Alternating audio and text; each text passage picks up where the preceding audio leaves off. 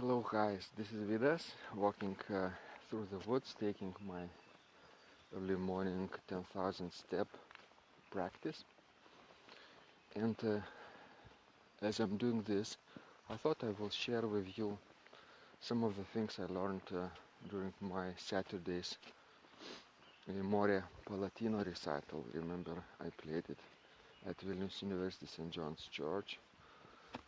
It was part 19th of my organ cycle called 7 Centuries of Organ Music. And the first thing I learned, of course, was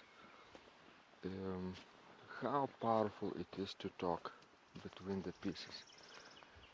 Right? I chose to talk and interact with the audience between the pieces that I was playing. It was so powerful, not only because it helped me relax between the pieces, but also to connect with the audience in a more intimate way. People came up afterwards and told me some comments about what they liked about my descriptions of the pieces, right? And that was very exciting to me. For that to happen, you need to have, of course, a microphone and a loudspeaker. If you have one, you can do this in your own church. It's especially nice to have yourself talk.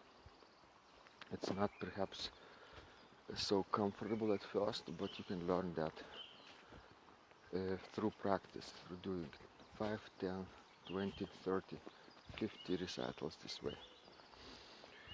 Okay, then I think I learned how challenging sometimes can be pull the stops by hand for me.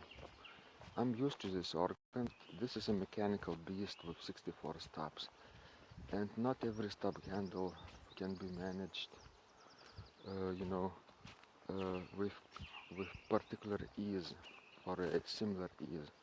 So in between of the pieces or during the pieces, I would have to change the stops quickly, and I had to practice really hard and work hard.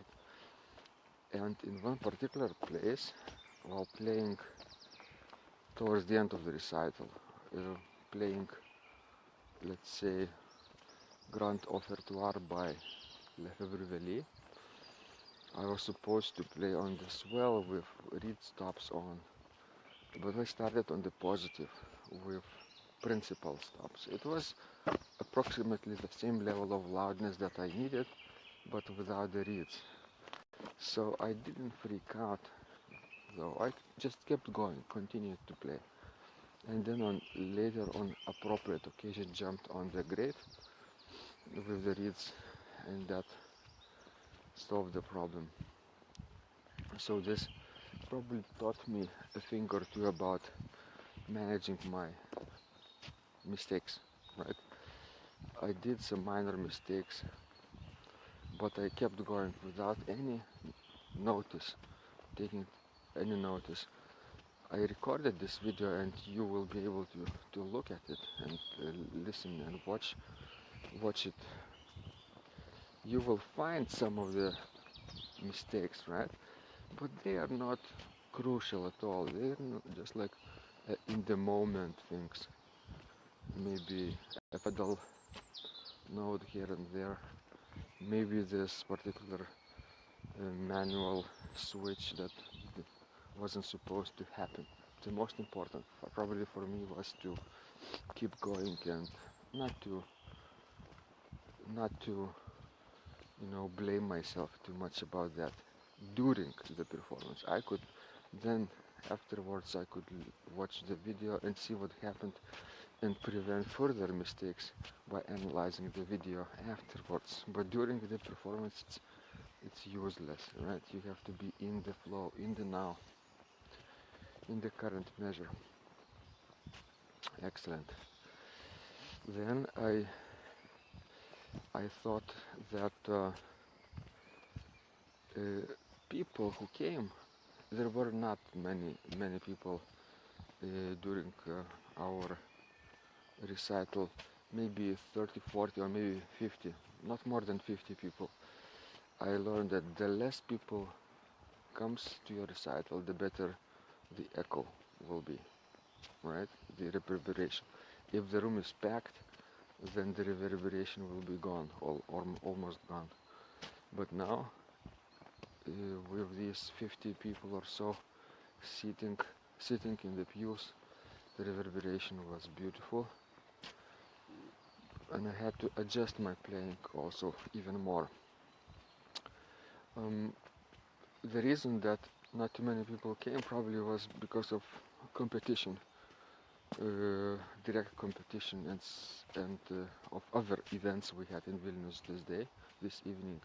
We had 3 or 4 major musical venues preparing concert, opera, symphony concert.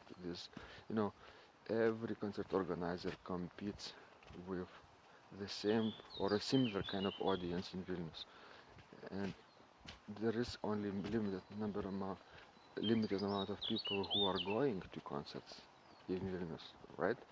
Like culture-minded people, and they also want to go to exhibitions and theater, right? Sometimes to the movies. So one person cannot go really to everything.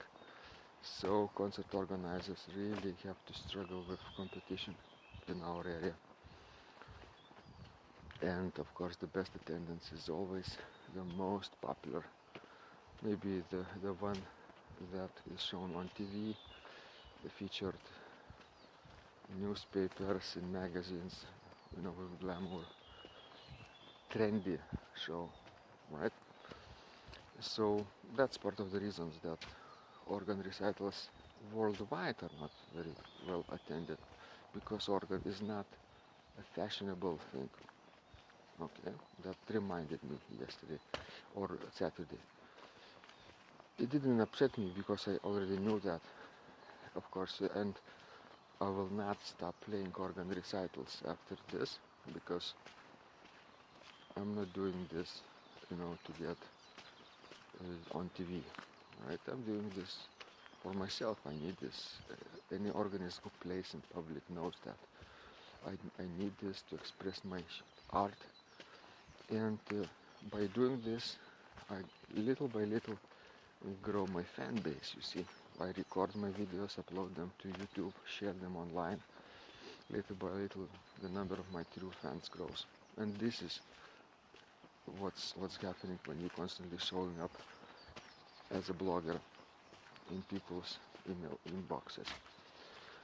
Good. So now, after the recital, a few people came to me to congratulate, and all of them wanted to take pictures. Okay, so you can actually invite before the ending piece, you can invite your audience, all audience, to come to the organ balcony or to the organ loft or to the organ console to take a group picture, right?